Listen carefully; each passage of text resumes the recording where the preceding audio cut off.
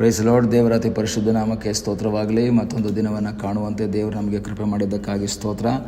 ಅದನ್ನು ಮಾಡಿದ ಎಲ್ಲ ಉಪಕಾರಗಳಿಗಾಗಿ, ಎಲ್ಲ ಆಶೀರ್ವಾದಗಳಿಗಾಗಿ ನಾನು ದೇವರಿಗೆ ಸ್ತೋತ್ರವನ್ನು, ಮಹಿಮೆಯನ್ನು ಸಲ್ಲಿಸ್ತೇನೆ. ಇಂದಿನ ವೇದ ಅಧ್ಯಯನಕ್ಕಾಗಿ ಒಂದು ವಾಕ್ಯವನ್ನು ಓದೋಣ. ಯೋವೇಲ್ ಪ್ರವಾದನೆ ಗ್ರಂಥ 2ನೇ ಅಧ್ಯಾಯ 13ನೇ ವಾಕ್ಯ. ನಿಮ್ಮ ಬಟ್ಟೆಗಳನ್ನಲ್ಲ, ನಿಮ್ಮ ಹೃದಯಗಳನ್ನು ಅರಿದುಕೊಂಡು ನಿಮ್ಮ ದೇವರಾದ ಯೆಹೋವನ ಕಡೆಗೆ ತಿರುಗಿಕೊಳ್ಳಿರಿ. ಯೋವೇಲ್ ಪ್ರವಾದಿಯ ಮೂಲಕ ದೇವರು ಮಾತಾಡ್ತಾರೆ. ಅದರ 12ನೇ ವಾಕ್ಯದಿಂದ ಓದುವಾಗ, ಯೆಹೋವನು ಇಂತೆನ್ನುತ್ತಾನೆ, ಈಗಲಾದರೂ ನೀವು ಮನಪೂರ್ವಕವಾಗಿ ನನ್ನ ಕಡೆಗೆ ತಿರುಗಿಕೊಂಡು ಉಪವಾಸ ಮಾಡಿರಿ, ಅಳಿರಿ, ಗೋಳಾಡಿರಿ. ನಿಮ್ಮ ಬಟ್ಟೆಗಳನ್ನಲ್ಲ, ನಿಮ್ಮ ಹೃದಯಗಳನ್ನು ಅರಿದುಕೊಂಡು ದೇವರ ಕಡೆಗೆ ತಿರುಗಿರಿ ಎಂಬುದಾಗಿ ವಾಕ್ಯ ಹೇಳ್ತಾರೆ. ಹಳೆ ಒಡಂಬಡಿಕೆಯಲ್ಲಿ ಪಶ್ಚಾತ್ತಾಪದ ಸೂಚಕವಾಗಿ ಬಟ್ಟೆಗಳನ್ನು ಅರಿದುಕೊಳ್ಳುವುದು, ಬೂದಿಯಲ್ಲಿ ಕೂತುಕೊಳ್ಳುವುದು, ಬೂದಿಯನ್ನು ತಲೆ ಮೇಲೆ ಹಾಕಿಕೊಳ್ಳುವುದು ಒಂದು ನಾರ್ಮಲ್ ಆದಂತಹ ಒಂದು ವಿಷಯವಾಗಿತ್ತು. ನಾರ್ಮಲ್ ಆಗಿ ಎಲ್ಲರೂ ಸಹ ಅದನ್ನು ಮಾಡ್ತಾಯಿದ್ರು.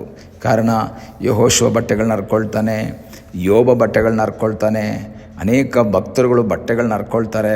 ಅದೇನು ತೋರಿಸುತ್ತೆ ಅಂದರೆ ಅವರ ಜೀವಿತದಲ್ಲಿ ದುಃಖ ಜಾಸ್ತಿ ಆಗಿದೆ ಅಥವಾ ಪಶ್ಚಾತ್ತಾಪದಿಂದ, ಪಾಪ ಮಾಡಿದ್ದರಿಂದ ಅವರು ಬಟ್ಟೆಗಳನ್ನ ಹರಿದುಕೊಂಡು ಗೋಣಿತಟ್ಟನ್ನು ಉಟ್ಟುಕೊಂಡು ಬೂದಿಯನ್ನು ತಲೆ ಮೇಲೆ ಹಾಕ್ಕೊಂಡು ಅವರು ದೇವರಸಲ್ಲಿ ಮೊರೆ ಇಡೋದು, ಕಣ್ಣೀರಿಡೋದು, ಅದು ನಾರ್ಮಲ್ ಆದಂತಹ ಒಂದು ಕಾರ್ಯವಾಗಿತ್ತು. ಅದು ದೇವರ ವಾಕ್ಯವನ್ನು ಓದುವಂಥ ಸಮಯದಲ್ಲಿ ದೇವರೇ ಹೇಳಿದ್ರು. ಯೆಶಾಯ ಪ್ರವಾದನೆ ಗ್ರಂಥದಲ್ಲಿ ಓದ್ತೀವಿ, ನೀವು ನಿಮ್ಮ ಬಟ್ಟೆಗಳನ್ನು ಅರಿದುಕೊಳ್ಳಿರಿ, ಅಳಿರಿ, ಗೋಳಾಡಿರಿ, ಗೋಣಿತಟ್ಟನ್ನು ಸುತ್ತಿಕೊಳ್ಳಿರಿ ಎಂಬುದಾಗಿ ದೇವರೇ ಹೇಳ್ತಾರೆ. ಆಗ ಒಂದು ಕಾಲದಲ್ಲಿ ದೇವರು ಅವರಿಗೆ ಹೇಳಿದ್ದಾರೆ, ನೀವು ಬಟ್ಟೆಗಳನ್ನು ಹರ್ಕೊಳ್ಳಿ, ನೀವು ಗೋಣಿತಟ್ಟು ಉಟ್ಕೊಳ್ಳಿ, ನೀವು ಬೂದಿಯಲ್ಲಿ ಕೂತ್ಕೊಳ್ಳಿ ಅಂತೆಲ್ಲ ಹೇಳಿರುವಂತಹ ಸನ್ನಿವೇಶವನ್ನು ನಾವು ನೋಡ್ತೀವಿ. ಆದರೆ ಕೆಲವು ವರ್ಷಗಳ ನಂತರ ಯೋವೇಲನ ಮೂಲಕ ದೇವರು ಹೇಳ್ತಾ ಇದ್ದಾರೆ, ನೀವು ನಿಮ್ಮ ಬಟ್ಟೆಗಳನ್ನು ಹರ್ಕೋಬೇಡಿ, ನಿಮ್ಮ ಹೃದಯವನ್ನು ಅರಿರಿ ಎಂಬುದಾಗಿ ಹೇಳ್ತಾನೆ. ಅವಾಗ ಒಂದು ಕಾಲದಲ್ಲಿ ಬಟ್ಟೆಯನ್ನು ಅರಿರಿ ಅಂತ ಹೇಳಿದಂತಹ ಅದೇ ದೇವರು ಈಗ ಬಟ್ಟೆಯನ್ನು ಅರಿಬೇಡ್ರಿ ಅಂತ ಹೇಳುವಂತಹ ಒಂದು ಸನ್ನಿವೇಶಕ್ಕೆ ಬಂದಿದ್ದಾರೆ. ನಾನು ಅದ್ರ ಬಗ್ಗೆ ಯೋಚನೆ ಮಾಡುವ ಕೆಲವು ಟೈಮ್ಗಳಲ್ಲಿ ನಾವು ನೋಡಬೇಕಾದ್ರೆ, ನಾವು ಸತ್ಯವೇದದಲ್ಲಿ ಅದನ್ನು ನೋಡಬೇಕಾದ್ರೆ ಕೆಲವು ಸಂಗತಿಗಳನ್ನು ನಾವು ಆ ರೀತಿಯಲ್ಲಿ ನೋಡ್ತೀವಿ. ದೇವರು, ನೀವು ನನ್ನ ಸನ್ನಿಧಾನದಲ್ಲಿ ಬರಬೇಕಾದ್ರೆ ಬರಿಗೈಯಲ್ಲಿ ಬರಬೇಡಿ, ಮೃಗಗಳನ್ನು ಅಥವಾ ಈ ಪ್ರಾಣಿಗಳನ್ನು ತಂದು ಯಜ್ಞ ಮಾಡಬೇಕು ಎಂಬುದಾಗಿ ಹೇಳಿದಂಥ ಅದೇ ದೇವರು ಕೀರ್ತನೆಯಲ್ಲಿ ಹೇಳ್ತಾರೆ, ಕಾಡಿನಲ್ಲಿರುವಂಥ ಎಲ್ಲ ಮೃಗಗಳು ನಂದೇ, ನಿಮ್ಮ ಹೋತ ಬೇಡ, ನಿಮ್ಮ ಕುರಿ ಬೇಡ, ನಿಮ್ಮ ಬೆಳವಕ್ಕಿ ಬೇಡ, ಏನೂ ಬೇಡ ಅಂತ ಹೇಳ್ತಾರೆ. ಒಂದು ಕಾಲದಲ್ಲಿ ನಿಮ್ಗೆ ಕೊಡಬೇಕು ಅಂದವರು ಬೇಡ ಅಂತ ಹೇಳ್ತಾ ಇದ್ದಾರೆ. ಇಲ್ಲಿ ನಾವು ನೋಡ್ತಾ ಇದ್ದೇವೆ, ಒಂದು ಕಾಲದಲ್ಲಿ ಬಟ್ಟೆ ಹರ್ಕೊಳ್ಳಿ ಅಂತ ಹೇಳಿದವರು ಈಗ ಅರಿಬೇಡ್ರಿ ಅಂತ ಹೇಳ್ತಾರೆ. ಯಾಕೆ? ಕಾರಣ, ಒಂದು ರೀತಿಯಲ್ಲಿ ಹೇಳಬೇಕು ಅಂತ ಹೇಳಿದ್ರೆ, ಇಸ್ರಾಯೇಲ್ ಮಕ್ಕಳಲ್ಲಿ ಒಂದು ರೀತಿಯಲ್ಲಿ ವಾಡಿಕೆಯಾಗಿ ಮಾರ್ಪಡ್ತು, ಒಂದು ರೂಢಿಯಾಗಿ ಮಾರ್ಪಟ್ಬಿಡ್ತು. ಬಟ್ಟೆಗಳ ಏನೋ ಒಂದು ಸಮಸ್ಯೆ ಬರ್ತಿದ್ದಂಗೆ ಇಮ್ಮಿಡಿಯೇಟ್ ಬಟ್ಟೆ ಹರ್ಕೊಂಡ್ಬಿಡೋದು. ಆದರೆ ಹಿಂದೆ ಯೋಬಾನೋ ಅಥವಾ ಯೆಹೋಶುವನೋ ಬಟ್ಟೆ ಹರ್ಕೋಬೇಕಾದ್ರೆ ಆ ಬಟ್ಟೆ ಸಂಗಡ ಅವರ ಹೃದಯನೂ ಅರಿತಾ ಇತ್ತು, ಹೃದಯ ಒಡೆದೋಗ್ತಾ ಇತ್ತು. ಆದರೆ ಬರ್ತಾ ಬರ್ತಾ ಏನಾಯಿತು, ಬಟ್ಟೆ ಹರಿತಾ ಇದೆ ಬಟ್ ಹೃದಯ ಹರಿತಾ ಇಲ್ಲ. ದೇವರು ಮೇಲಿಂದ ನೋಡ್ತಾ ಇದ್ದಾರೆ, ಹೊರಗಿನ ಜನ ನೋಡಿದಾಗ ಇವನು ಬಟ್ಟೆ ಹರ್ಕೊಂಡಿದ್ದಾನೆ, ಇವನು ಗೋಣಿತಟ್ಟಲ್ಲಿ ಕೂತ್ಕೊಂಡಿದ್ದಾನೆ, ಇವನು ಬೂದಿ ಹಾಕ್ಕೊಂಡಿದ್ದಾನೆ ತಲೆ ಮೇಲೆ, ಬೂದಿಯಲ್ಲೇ ಕೂತ್ಕೊಂಡಿದ್ದಾನೆ, ಅಳ್ತಾ ಇದ್ದಾನೆ. ಆದರೆ ಹೃದಯ ಕಲ್ಲು ಥರನೇ ಇದೆ, ಹೃದಯ ಒಡೆದೋಗಿಲ್ಲ. ಅದು ಮನುಷ್ಯರಿಗೆ ಗೊತ್ತಾಗಲಿಲ್ಲ. ಮನುಷ್ಯ ತಿಳ್ಕೊಂಡ್ರು, ಅಯ್ಯೋ ಎಷ್ಟು ಪಶ್ಚಾತ್ತಾಪ ಪಟ್ಟಿದ್ದಾನೆ, ಎಷ್ಟು ಇವನು ತನ್ನನ್ನು ತಗ್ಗಿಸ್ಕೊಂಡಿದ್ದಾನೆ ಅಂತ ಜನ ತಿಳ್ಕೊಂಡ್ರು. ಆದರೆ ಹೃದಯವನ್ನು, ಅಂತರೇಂದ್ರಿಯವನ್ನು ಪರಿಶೋಧನೆ ಮಾಡುವಂಥ ದೇವರು ನೋಡಿದಾಗ ಗೊತ್ತಾಯಿತು, ಇವನ ಹೃದಯದಲ್ಲಿ ಬದಲಾವಣೆ ಆಗಿಲ್ಲ, ಹೃದಯ ಕಲ್ಲಾಗಿ ಉಳ್ಕೊಂಡಿದೆ ಅಂತ ಗೊತ್ತಾದಾಗ ದೇವರು ಯೋವೇಲ್ನ ಮೂಲಕ ಮಾತಾಡ್ತಾ ಇದ್ದಾರೆ, ಜನರೇ, ನೀವು ಬಟ್ಟೆ ಹರಿದಿದ್ದು ಸಾಕು, ನೀವಿವಾಗ ನಿಮ್ಮ ಹೃದಯಗಳನ್ನು ಅರಿರಿ. ನನಗೆ ಬಟ್ಟೆ ಹರಿಯೋದು ಬೇಕಾಗಿಲ್ಲ, ಹೊರಗಿನ ತೋರಿಕೆ ಬೇಕಾಗಿಲ್ಲ, ಹೃದಯ ಅಂತರಾಳದಲ್ಲಿ ಇರುವಂತಹ ಬದಲಾವಣೆ ಮುಖ್ಯವಾಗಿದೆ. ದೇವರ ವಾಕ್ಯ ಹೇಳ್ತದೆ, ಮುರಿದ ಮನಸ್ಸುಳ್ಳವರಿಗೆ ಯೆಹೋವನು ನೆರವಾಗುತ್ತಾನೆ. ಈ ಹಗಲಿನ ಸಮಯದಲ್ಲಿ ನನ್ನನ್ನು ಕೇಳುವಂಥ ದೇವರ ಮಕ್ಕಳೇ, ನಮ್ಮ ಜೀವಿತದಲ್ಲಿ ಹೊರಗಿನ ತೋರಿಕೆ ಅಲ್ಲ ದೇವರು ಇಷ್ಟಪಡೋದು.